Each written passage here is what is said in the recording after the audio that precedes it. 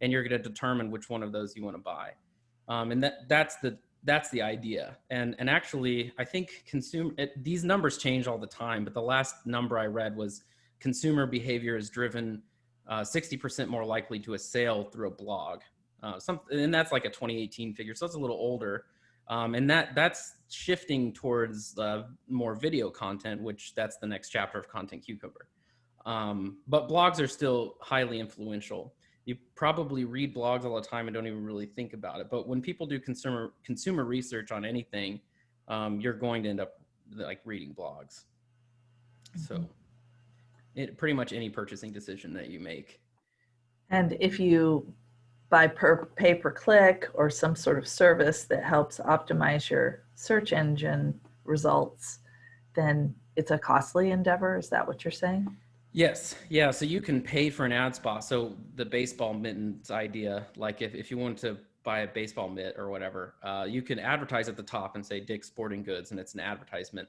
And if you know that you're ready to shop for that product, you'll click on that ad. But if you're actually not so sure that you want to shop for that product, you're probably more likely to click on an organic link anyways, the one that says what are the 7 best baseball mitts of 2020, if you're not certain that you know what you want. If you know what you want, you'll probably just click on the ad, or you might have just gone to Amazon. So those ads are sometimes not even as effective, and they are more expensive. Great. Thanks for the background. Yeah. Yeah. Product ads are actually pretty effective though. So we still run a lot of those. And a lot of people do that and you'll probably see those listings if you're looking for something more simple that you don't really want to put a lot of decision behind, like maybe, I don't know, I'm trying to think of something that you might buy a lot of, like maybe an air filter or something you might not really care about as much, and you'll just see a product ad for it and you'll be like, oh, this is cheap, so we'll just buy this from, Air Filters Depot or whatever. So those types of ads are fairly effective. But then you might see an ad. Oh, sorry, go ahead. I was just going to say, just to take you back to where you left us, was the Brothers House. Oh, Brother House, yeah. So that was a pretty fun time. We had a lot of interesting things. But basically, what I did was I started out in ContentCucumber really as an investor, and I just convinced these 2 guys who are leading the project, and I guess their whole house of brothers, to get this thing going. And I just said, we set a date. And I just said, I forget the date. Actually, I should remember that. It was like March 18th or something like that. And I was like, okay, by this date, Silicon Depot is going to request their first blog. So you guys have to have this all built out. And I gave them as many resources as possible. But in the beginning, the idea was I was just going to advise them on what to do and be an investor and like help them with ad spend and marketing. And so they got everything together, launched it. Silicon Depot was the first clients. And then I actually ended up having too much fun with it. So I ended up like networking with groups. And I actually remember getting our first real sale. And I was at the airport. I was at JFK International. And I remember being on the phone with the guy. And he was just like, so how many clients do you have? And I'm like, well, you're number 1. And he thought that was really cool.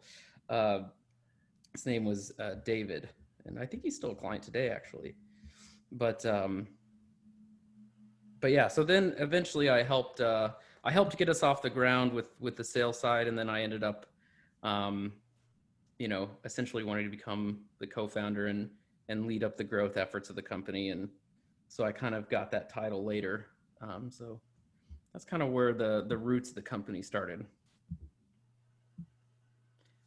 Kind of the story and the practical side.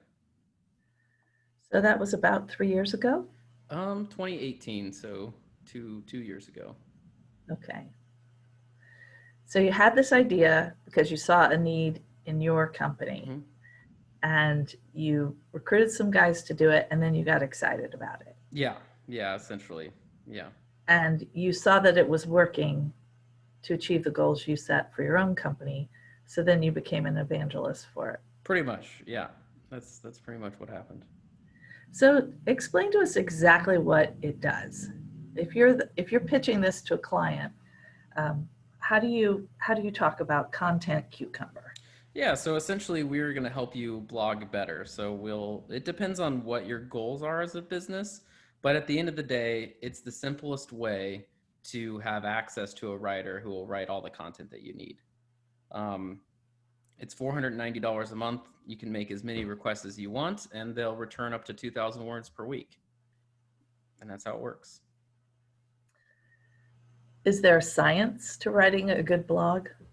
Definitely, yes. And that is what we train all of our writers on how to do. And actually, we're extremely picky about bringing on writers too. I think at the last time I checked, I think we accept less than 5% of those who apply.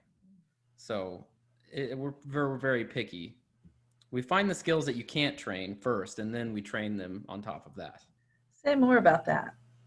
So there are certain skills like just having a really good. This would be where Isaac would be able to talk much more fluently than I, but just by osmosis and listening to him, I can kind of know what he would say a little bit. And that would be that there's certain like English structure and the way that you form your sentences that are not awkward. And those, like almost like we're having a conversation or talking right now, that way of communicating is something that's difficult to train. If your sentence structure is awkward and the way you talk is awkward, it's kind of difficult to train that. But if maybe you didn't use the right resources, or the like the way you did your headers was weird, or your paragraphs were too short, he's like, all that kind of stuff's really easy. Just like make your paragraphs longer, put in more resources, do this, do that. But saying like speak English better is like, okay, you can't really say that. Like Right. that's something you can't really train. So So these writers, are they all over the world? Are they all over the the country? U.S., yeah, all over the U.S. How do you We find them? Well, we put up an Indeed post.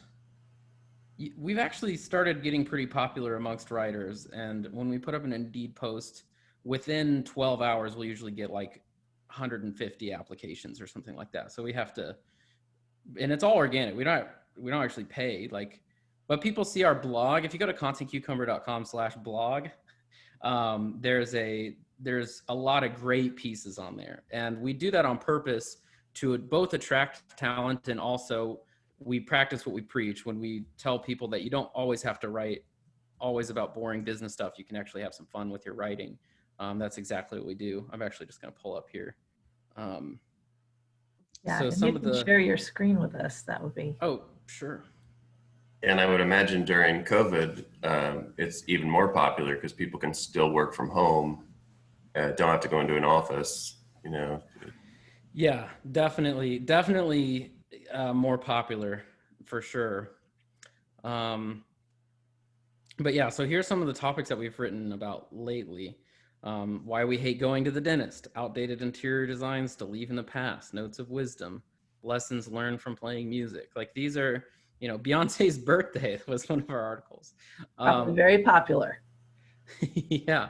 So these actually also go out into we have a daily newsletter that goes out called the Cucumber Chronicle, and so we also release these on a daily basis. But the idea is we're just every single day we're putting out an interesting piece of content, and so yeah.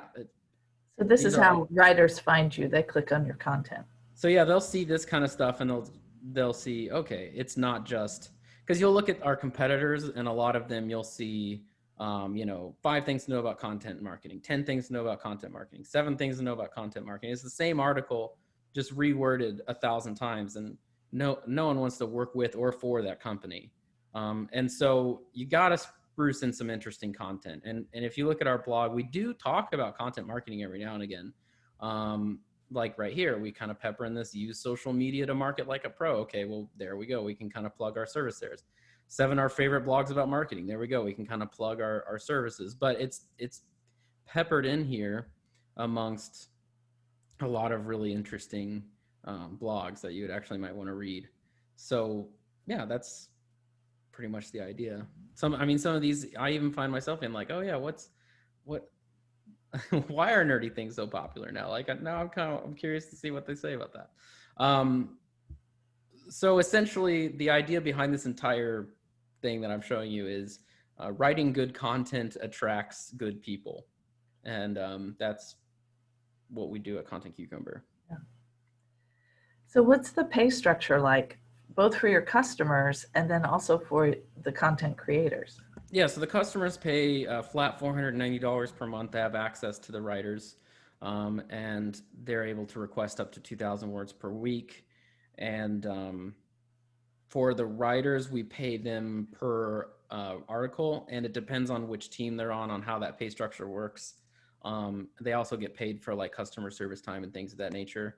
But the pay structure changes depending on whether you are an edited writer, meaning your work is passed on to someone who looks at it and then turns it into a customer, or whether you're a direct writer that manages clients. So those pay structures vary a little bit. Mm-hmm.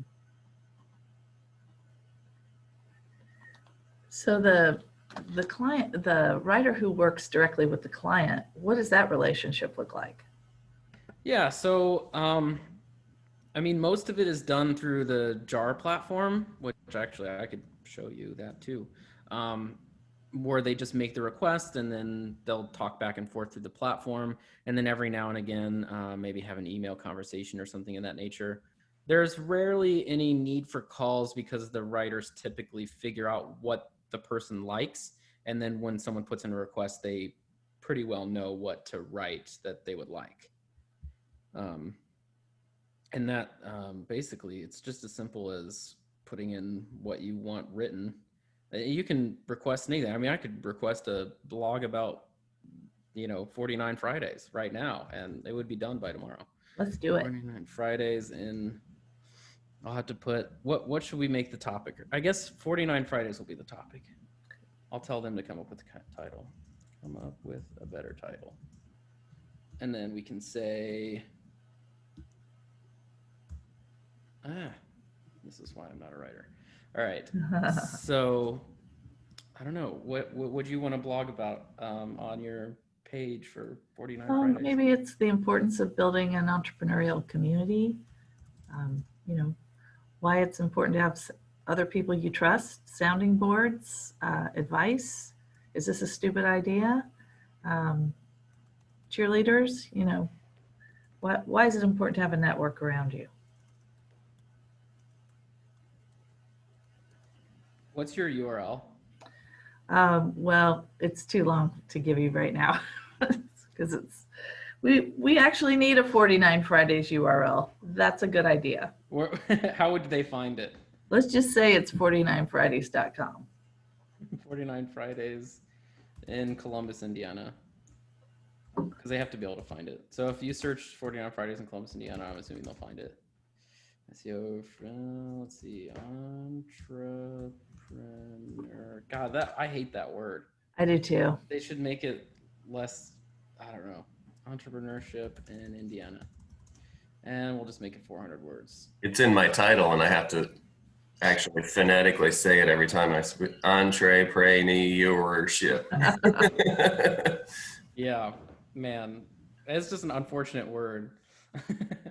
It's a cool idea, but an unfortunate word. So anyway, it's as simple as that. And that's how the relationship works. You just go in, you're able to request wherever you want. If you need to make changes or edits or whatever, you can do that. It's super easy. Very cool. Go in here, you can just, hey, change this, whatever. So it's very straightforward. Very cool. Oh, and so talk about your competitors. Who do you compete with? So I guess the elephant in the room would be Upwork. I mean, that would be the huge one that everyone would know of. There's also smaller shops like Content Bacon is one, which we can talk about. We didn't even know they existed when we started. And then there's other ones like Content Fly and all this content, and there's different content shops like that out there. A lot of those, you can tell their vibe by looking at their blogs. A lot of them have that same kind of, like, they're so focused on like hacking the SEO that their blogs are terrible to read. But anyway. Do they do the same business model that you do, where it's kind of all you can eat for a set fee, or do they pay by article, or how does that work? So it depends on who it is. Contentfly, I think, is the only one who does it similarly to us. It's not quite as good of a deal. And I think that they use like a big pool of writers through, what do they call, text broker, I think is how that one works. I think they kind of just make that exchange on your behalf. Um, and then there's other ones like Scripted. That's like a big one. You pay, it's kind of like you pay a retainer and then you pay per blog on top of that, which is kind of confusing. That was the one that when I wanted a blog, I looked at them, and BlogMud actually came around for a while, but I think they filed for bankruptcy. I don't think BlogMud's even around anymore. And then Content Bacon is more like, do you know, is it Metanon? Oh my gosh, I can't pronounce their name, but they're in Indianapolis. They're a content shop. It's more like it's like storyboarding content. It's not really what we do as much. So I think the closest thing is probably Contentfly or like an Upwork or something like that, really. But we try to make ours as easy as possible. Do people get the same writer every time, or does it go to different people? Yeah. It's in our best interest to do that because the writer gets to know the business. Yeah, that So makes sense. they can write on that topic pretty well. And then when we go out and assign things, we have some writers who are like, they're experts at real estate or insurance or veterinarian care or whatever it is. And do you suggest stuff for them, or do they always have to be the one that comes up with the subject? Or We do both. So if people are having trouble and they reach out to the writer and they're like, hey, I don't know what to write, the writer will come up with topic ideas and send it to them. The next plan that we're actually in phase of beta testing is doing basically a start to finish, where we would create the actual request, then we would fulfill the request and then post it on your website and then boost it on your social. So that's something that we're working on right now. Right now, it's just like it's like you have to request it and then you get it back.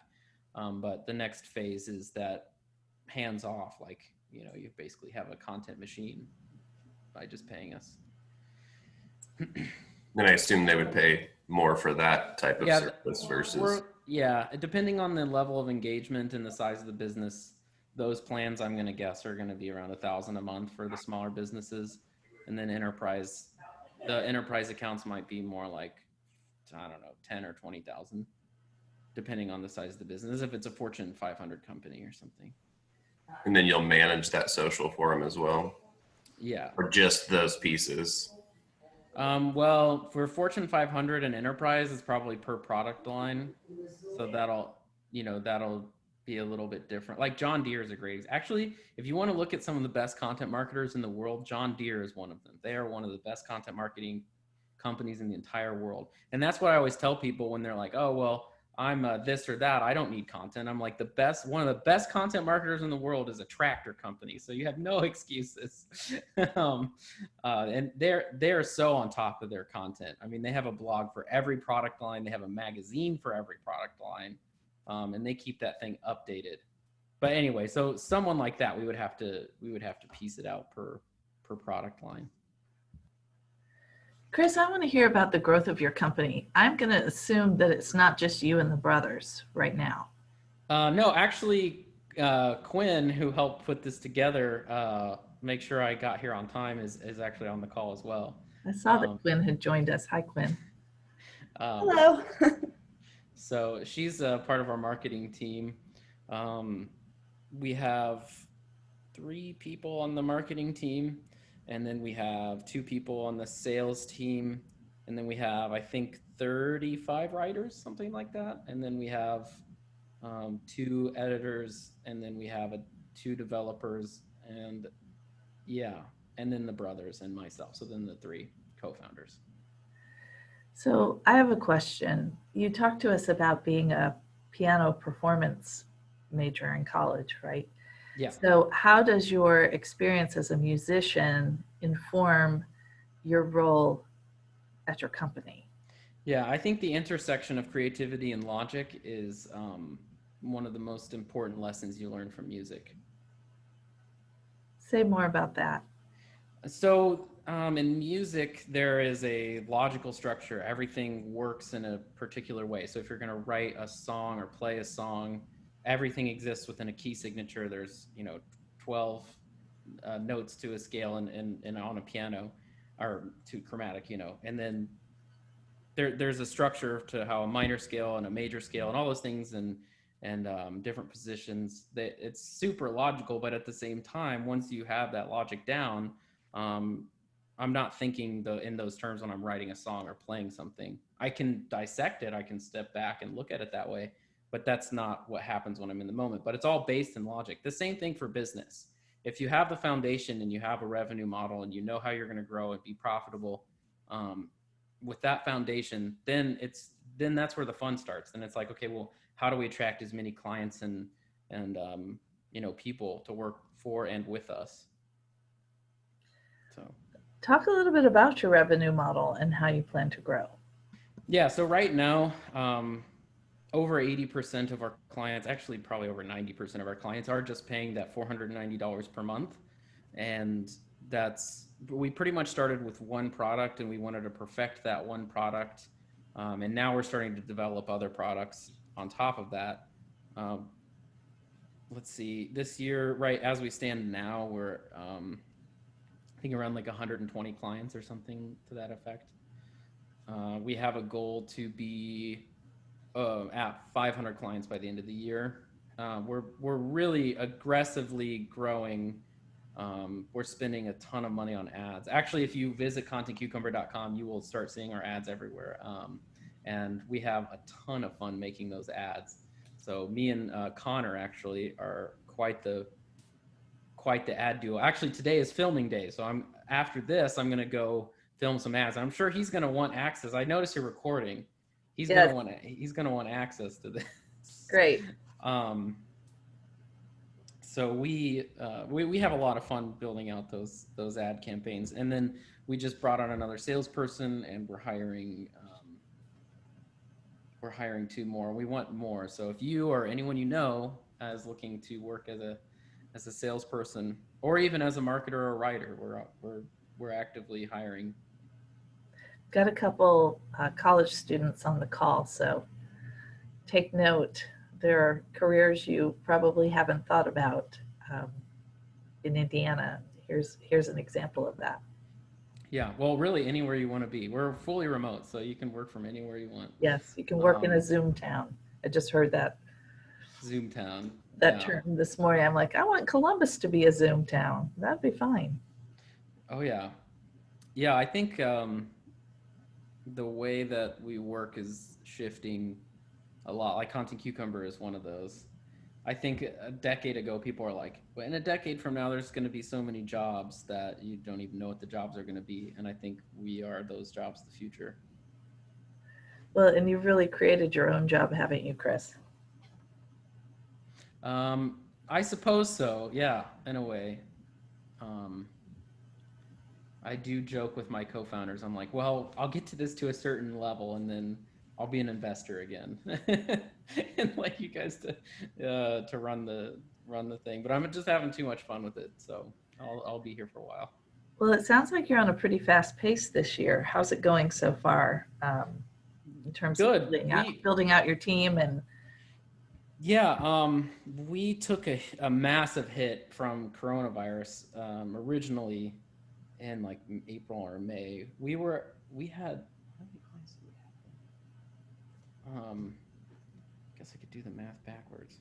Hold on one second. I do think it's interesting to think about. Oh yeah, okay. So we had about 50 clients in March or April, and then COVID hit, and then we had like 38 clients, and now we had 120. So we just like we went to the accelerator pedal because it was basically like I can either like panic and try and get relief funds and try and get money, but banks are not nice to people who aren't doing well. So I was like, okay, well, that's not going to work. So we just got to grow this thing as fast as we can.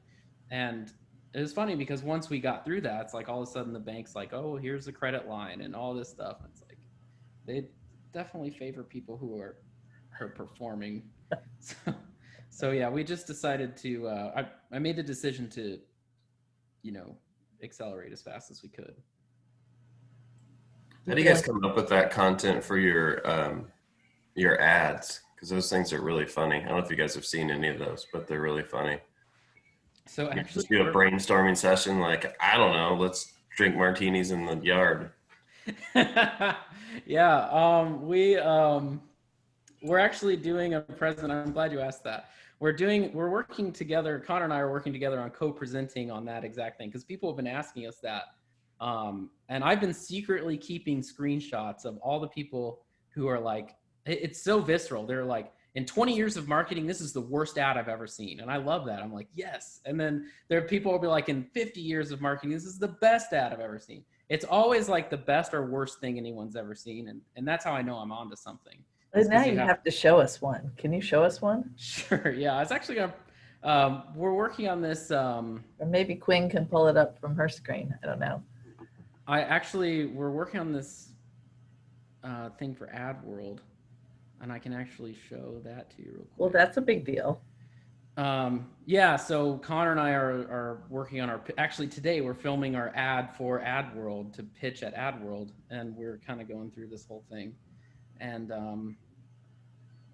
here, I won't, go through the entire thing, but we can look at some of these ads. The pond ad that's the one. How do I? There we go. This is the one that you'll probably see if you visit our website. This is your blog. And this is your blog with ContentCucumber. You'll get a free blog when you click the link. Whoa.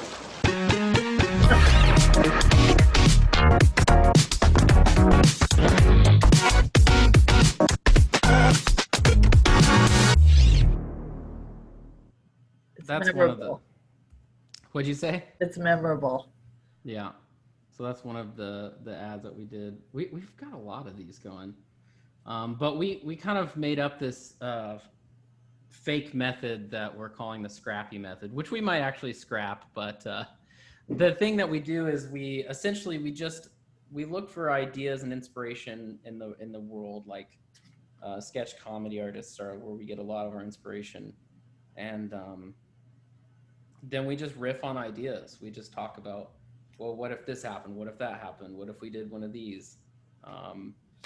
Like we did a horror ad and a film noir ad, and we did all these different ads, and a lot of them are just inspired by like, well, what if we did this? What if we did that? What if you were doing this? And yeah, that just riffing back and forth, we just end up finding cool things and then going for it. And the interesting thing is our budget to film these ads are like an iPhone and a couple hours. I mean, I think the most expensive thing was we did a cookbook ad for our ebook, and I think that was the most expensive ad we filmed because we spent like $20 at the grocery store buying like 30 cucumbers. But it makes sense you would use cucumbers in your ad. Yeah. Yep.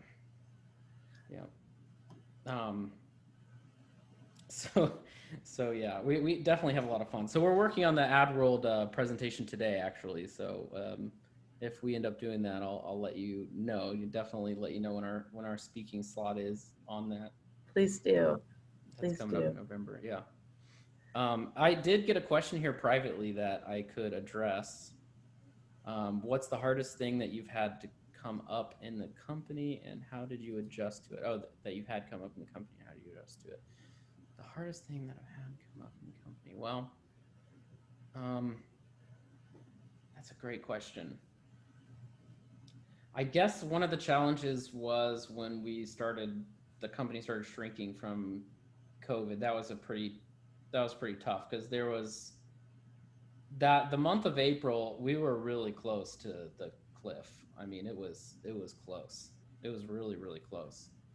And I'm fairly confident that the decision to accelerate the growth and move the company forward was the reason why we, got through that month.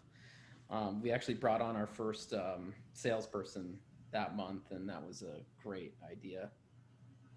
So probably that was probably the closest the closest we came to, to the end. But we made through, and we're doing pretty well now. So we're trying to build a ecosystem that's specific to our region. How have you tapped into resources like mentors and maybe investors? How has the Indiana ecosystem supported you, and what's been the biggest surprise about that? Well, the mill has been phenomenal. That's really been the center of, that's like the center of the ecosystem in Bloomington. And I definitely have learned a lot from everyone that I know from the mill, like Cy and Pat East and Mike Trotsky and all those guys. Learned tons of stuff from all of them. And both of them have been on 49 Fridays. Oh, I'm sure. As they definitely should be. They're great. Actually, I'm the I guess at this point, I guess it's kind of it's in a weird place, but I'm helping with the marketing efforts over at the Combine right now. Great. So ContentCucumber is the official marketing person for them. You might share with our group what the Combine is. Yeah, so the Combine is another one of those great ways that the Southern Indiana gets together and shares through innovation. And that is coming up in October, and it will be virtual. So if you have like a email blast or something of that nature, I could definitely invite everyone through that. It'll be a lot of really great speakers will be there, and there'll be different workshops. I think I'm actually having one of my writers give a blog writing workshop. So, because we kind of talked about, and I don't know if I'm going to be doing a workshop or not. If I did one, I'd probably do one on the business side or on the ad side, and I'd let a writer take the writing side because I'm really not the writing person. I'm more the marketing and growth person. So. Yeah. So you said the mill has been really important. Yep, the Combine. I mean, essentially what it was is in the beginning, the Combine was like the mill, but for 4 days a year, and now the mill's just there all the time. So it's pretty awesome to see that come together. And then also there's a Vistage group in Bloomington that I'm a part of as well. What is that? A business it's called group? Vistage. Yeah, it's like a business. It's like business owners and things of that nature get together and discuss business. That's a paid group, and it's fairly interesting, I would say. They tend to be older business owners, but they're all doing I guess their minimum threshold is like $1 million a year in revenue or something to that effect. Well, let's open this up for questions. What other questions do you all have for Chris? What's something you know now that you wish you had known before you started this company? Okay, there is one. I wish I would have started running ads from the start. That's the one thing that I waited too long for. Other than that, though, I would have to say that all the lessons I learned along the way, I would want to have learned those lessons in the journey. Because there's a lot of lessons that, okay, well, here's an example of one. When I first started ContentCucumber, I was talking with someone who's a Facebook ads genius. And he's actually the guy who's behind, it's like a subscription box for like these horror stories. I don't know if you've heard of that before. I'm trying to think of what they're called. But anyway, and he told me, like, you're starting a services business and your conversion is now a lead. He's like, you used to have a products company, e-commerce, your conversion is a sale, but now your conversion is a lead. And I was like, no, I know what I'm doing. I'm going to get people to sign up directly on the website, like e-commerce. And man, he was right. I mean, really, he was right. And I didn't listen to him. And so there's definitely some things that I learned the hard way that I think even when someone just directly told me that, this is the way it is, I still kind of had to learn it the hard way. And how did that change your business approach? Well, we focus on cost per lead, essentially, is what the metric that we look at on our marketing. And we have salespeople, and we're growing our sales staff. I see. Yeah. Good question. Other questions? Hi, Chris. I have a question for you that I Yeah, was sure. wondering about. What was the final kind of moment or event, or what happened to make you want to pursue Content Cucumber full time and leave music performance?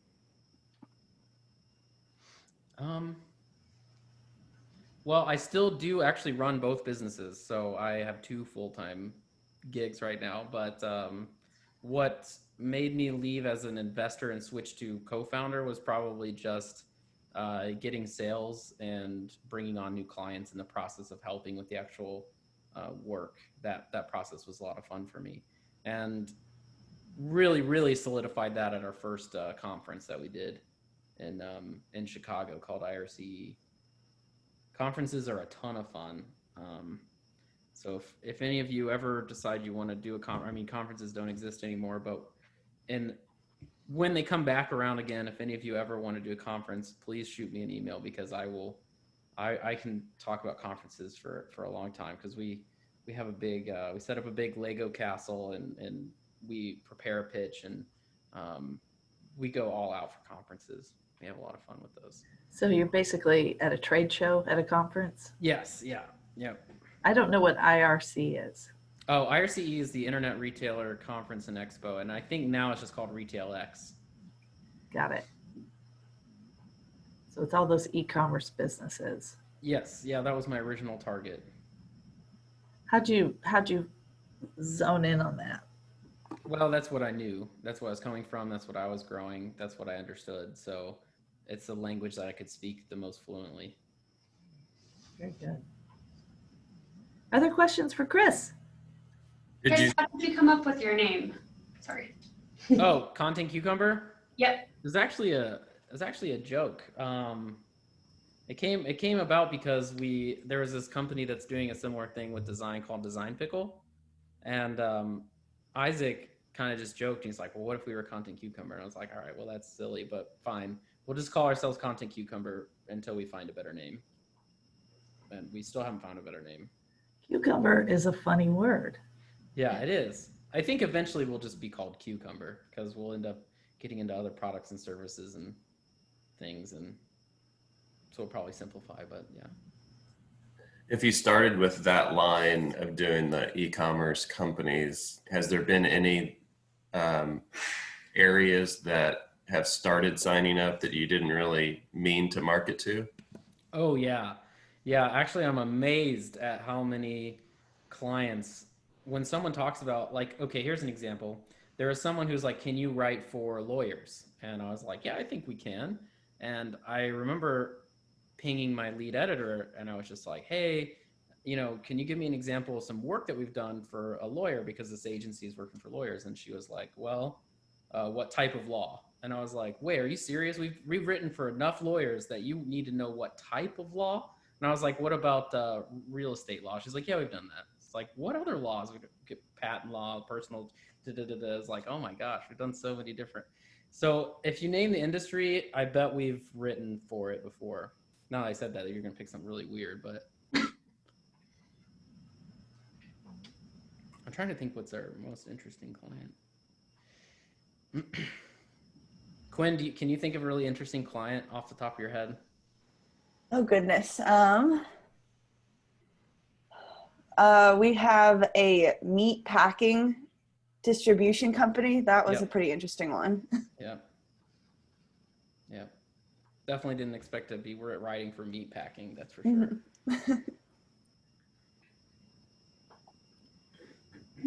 So yeah, what other questions might you have? I'm assuming some of you want to either work for businesses or start businesses. I guess that describes almost anyone these days, but So it sounds like you have a lot going on. How do you manage your time? yeah, I'm actually getting a lot more serious about time management, and calendar blocking is something that I'm working on adopting right now.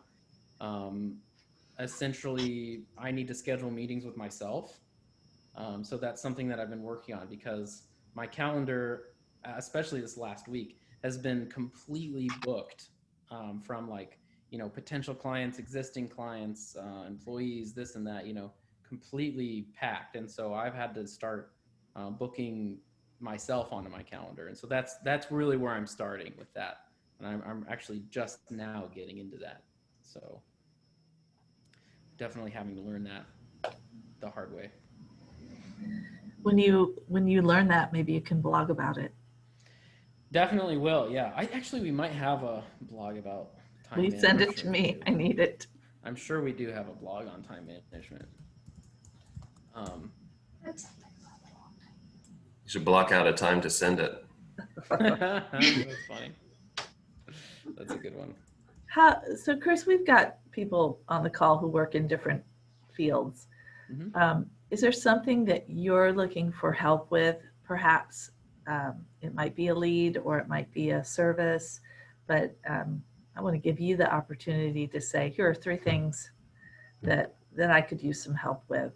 Ping me if you've got, a resource or an idea. Yeah, the first piece would be if you know of anyone that's looking to produce content for their company or brand, that would be one. The second would be if someone's looking for a job as a salesperson, marketer, or writer. That would be another one. We're always looking for new talent. And third one would be, that's maybe just people who are running businesses in the area, or who want to start businesses. So I guess that's why I'm here. That's great. It's really interesting to hear your story and to know how you sort of transitioned from piano performance, working for the family business, coming up with this idea, building a team, building out the culture, using the resources you had around you. It's just really, really a fascinating story. And I'm so grateful that you shared it with us today, Chris. Thank you. Yeah, sure. It was fun being on here. Appreciate your time. Yeah. And just a couple of quick announcements for the rest of you. If you're not getting our emails, type your email in the chat box so we can add you to the list, so we can let you know directly how to find us and what the topics are. Remember, once we have your email, we're putting you in for a drawing for some really awesome swag from Velocities.